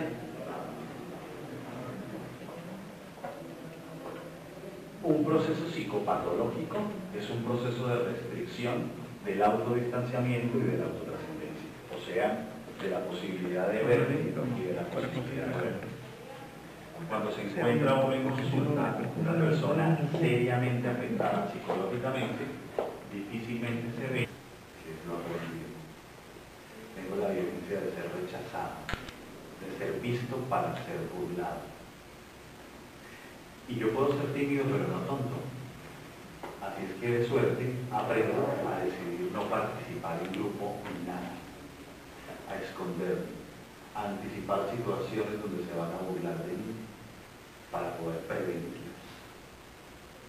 Y ese temperamento inhibido, con ese carácter, con ese aprendizaje de ser visto para ser burlado y no querido, se va convirtiendo en un organismo psicofísico evitativo. Y ese modo de ser evitativo permite que la persona espiritual salga en mayor o en menor medida, en la medida que lo psicofísico se haya hecho más rígido o más estrecho, se haya cerrado más o se haya cerrado menos. Si se ha cerrado un poquito, lo llamamos tímido. Si se ha cerrado un poquito más, lo llamamos fóbico social. Si se ha cerrado muchísimo más, lo llamamos fobia social generalizada. Si está cerrado totalmente, lo llamamos trastorno negativo de la personalidad. Niños que les duele menos. Es decir, a diferencia de este, les duele menos. Como les duele menos, se caen y no lloran. Y como uno se cae y no llora, y se golpea y no le duele casi, tiene más arrojo. Así es que tú lo encuentras sentado en el 8º piso. Y si tú ves a tu hijo de 6 años en el 8º piso, ¿qué haces? Vas y lo bajas, ¿no? Y a la media hora, adivina dónde lo encuentras. En el 8º piso. Entonces vas y lo bajas. Y a la media hora está en el 8º piso. Cuando se repite esa operación 7 veces, a la 8ª, ¿qué haces? Lo reprendes, lo bajas, te quitas la pantufla. Y adivina qué pasa a la media hora. Está sentado en el 8º piso, porque es que no le duele casi. Es más, te pega. Lo tratas como un ciudadano de segunda clase. Adivinen qué le hacen en el colegio. Lo mismo. No se queda quieto, molesta todo el tiempo. Y el profesor, que es muy amoroso, ya, Pablito, siéntate, dale. A los 10 minutos, Pablito, a los 10 minutos, Pablo, a los 10 minutos te sale del salón. La mamá lo que hizo fue, te llevas a la parte y te quedas encerrado. En todos los escenarios lo tratan como de segunda clase. Y si yo temperamentalmente casi no me duele y tengo mucho arrojo, y he aprendido que me tratan de segunda clase, yo tendría mucha rabia. Querría educarte y demostrarte que soy de primera clase. Este es un modo de ser antisocial. Si está muy afectado por lo psicofísico, lo llamamos psicópata. Si está un poquito menos afectadito, es un trastorno de personalidad antisocial.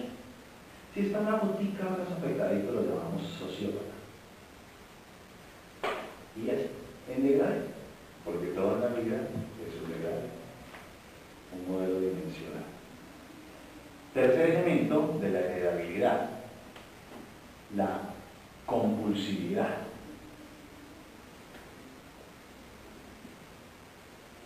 No sé si ustedes han visto niños de 3 años que parecen de 60. Hablado pausado, chalequito, zapaticos limpios.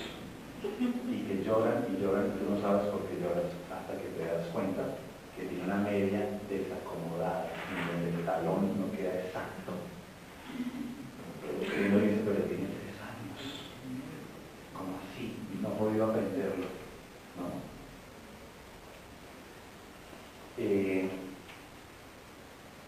Ustedes imaginan que uno fuese creciendo y por andar tan pendiente de uno mismo se equivocara mucho,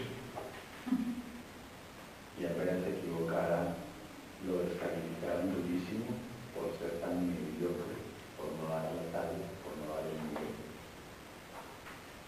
¿Sabes lo que haría? Armaría un listado de todo lo que tengo que hacer. Andaría siempre hablando conmigo mismo, alerta para disminuir la probabilidad de cualquier cosa. Controlaría todas las variables, a todas las personas, controlaría mi medio ambiente. Y garantizaría que estuviese en un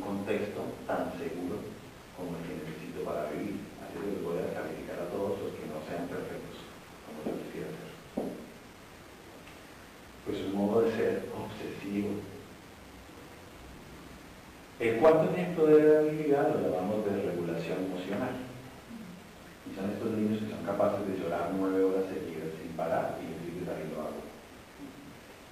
Que no existe para ellos la tristeza, sino la depresión suicida, pero que a la media hora no existe la rabia, sino la ira asesina. Todo el mismo día. No bipolaridad, todo el mismo nivel. ¿Y saben algo? Hay tanta emocionalidad interna que no la soporto. Hasta que un día de malestar le pegué un cabezazo a la pared y ahora solamente me duele la cabeza, ya no me duele el corazón, pero el dolor de la cabeza lo controlo yo. Sé la cantidad de dolor que hay. Así es que encontré un día una cuchillita y me puedo cortar. Y cuando me corto, deja de dolerme el alma. Bueno, entonces temperamentalmente yo puedo ser más susceptible porque el medio ambiente responde también a mi modo temperamental. Eso quiere decir que si mi padre, si mi madre en un restaurante a los 7 años me dice, amor, pide, y yo veo que viene el mesero y yo meto la cabeza en mis hombros y me acuesto al lado de mi mamá porque tengo mucha vergüenza, mucha pena. Mi madre, ¿qué se siente invitada a hacer? A pedir por mí.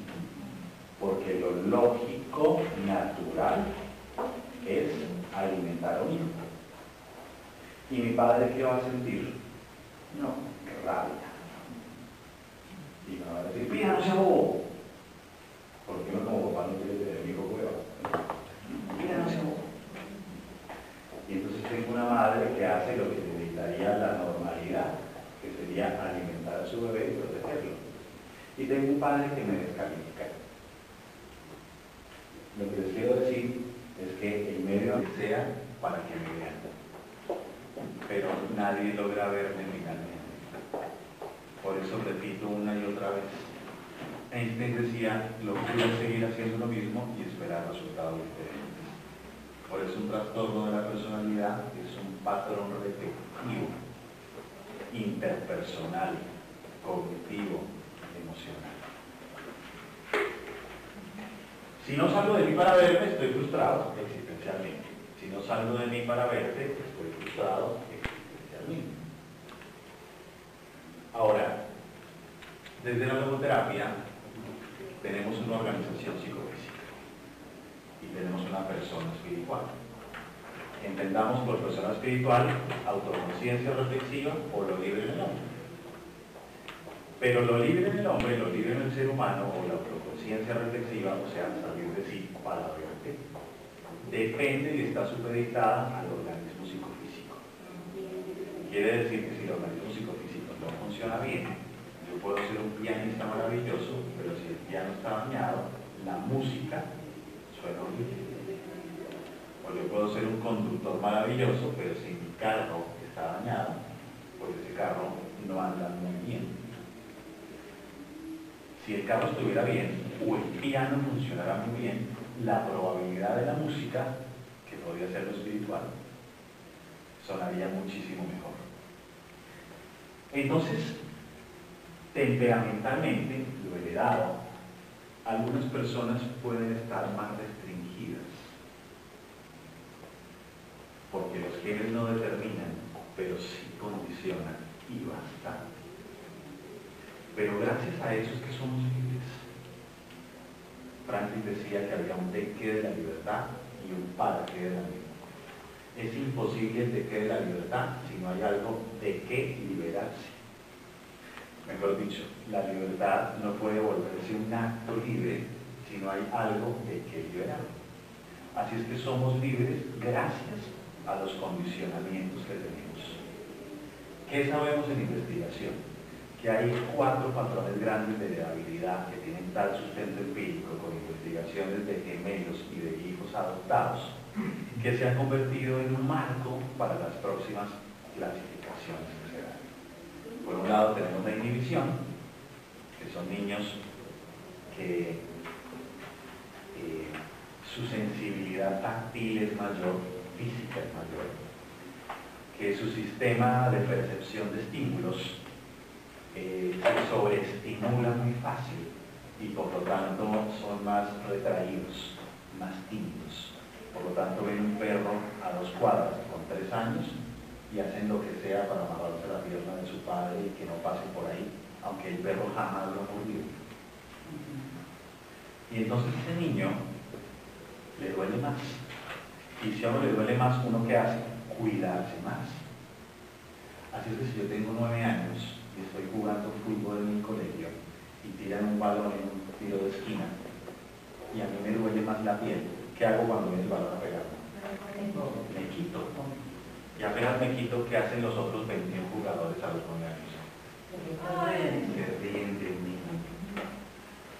Y ahí está parte de mi construcción del carácter y difícilmente no de mí. Ahora, puede que haya procesos no tan graves en donde más o menos se ve y más o menos se ve. ¿Me explico? ¿Y qué está sintiendo? Y la persona dice que esa persona no es buena. Pero sí, pero de acuerdo, ¿qué está sintiendo? Que deberían echarla de ese lugar. Bueno, emocionalmente, ¿qué te mueve? Pues ganas de pasar una carta pidiéndole la renuncia. No puede verse, no logra verse, no logra conectarse, no logra aceptar aquello que puede ser inaceptable ante la conciencia de sí. No se autodistancia. Cuando la persona no puede salir de sí hacia el mundo y no puede salir de sí para verse a sí mismo, a eso le podemos plantear el concepto de vulnerabilidad. Wittgenstein lo definía como la estrechez del ser mental. Una persona sería más vulnerable psicológicamente cuando le cuesta más trabajo verse y le cuesta más trabajo vincularse. Entre menos pueda vincularse con los otros y consigo mismo, más vulnerable está para el desarrollo de lo psicopatológico. Y cuando no es muy vulnerable y desarrolla una psicopatología, pues va perdiendo la capacidad de verse y de ver.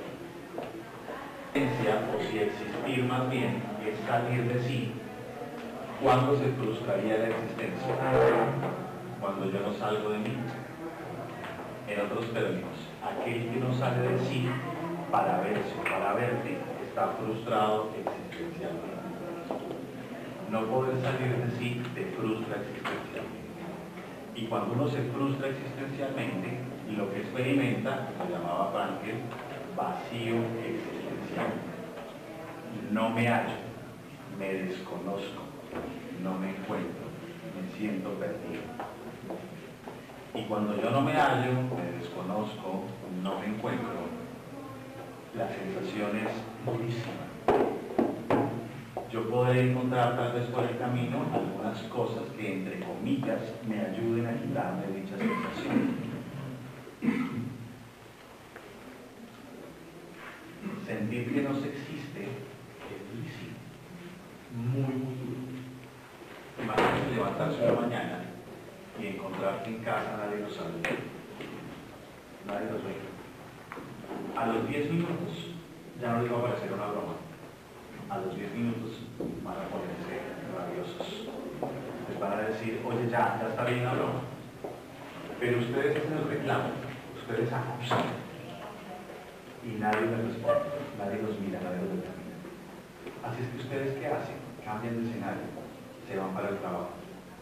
Y llegan al trabajo y nadie los mira. Y ustedes empiezan a dudar de si están vivos o si están muertos, de si existen o no existen. Tanto que gritan y nadie los escucha. Tanto que se desnudan y nadie los mira ni las mira. Bueno, eso es un trastorno histriónico de la personalidad. El dolor de no ser visto. Y si me duele no ser visto y no me hallo, no me reconozco, yo hago lo que sea, lo